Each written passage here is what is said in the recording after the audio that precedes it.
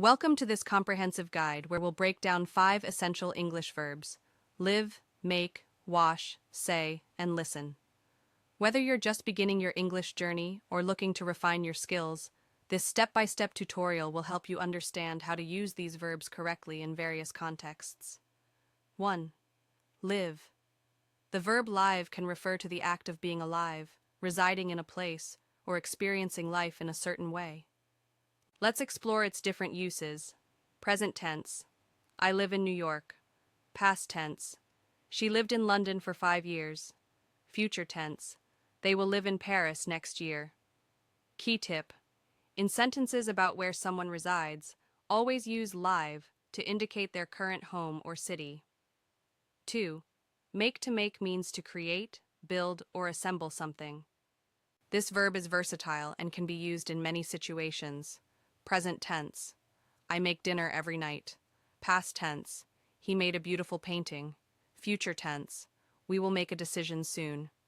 Key tip: when making something tangible, like food or objects, always use make to indicate the creation process. 3. Wash. The verb wash refers to the act of cleaning something with water, typically with soap. It's most commonly used in daily activities. Present tense: I wash my hands before meals. Past tense: she washed her car yesterday. Future tense: he will wash the dishes after dinner.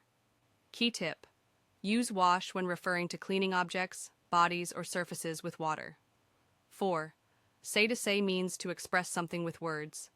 It's important to distinguish this verb from tell, which requires a direct object. Present tense: I say hello every morning. Past tense: she said she would come. Future tense: he will say goodbye at the airport.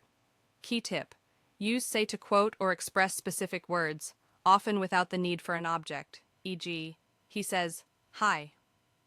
5. Listen. Listen means to actively pay attention to sounds, often with the intent to understand or learn. It's different from hear, which refers to simply perceiving sound. Present tense: I listened to music while studying. Past tense: they listened to the lecture attentively. Future tense: we will listen to your advice carefully.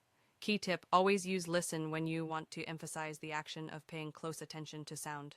Conclusion: mastering these 5 verbs will significantly enhance your ability to communicate in English. Remember, understanding the context in which each verb is used, whether it's living somewhere, making something, washing an item, saying something, or listening carefully, will help you use them effectively in conversations. Keep practicing, and you'll notice your fluency improve over time. Thanks for watching.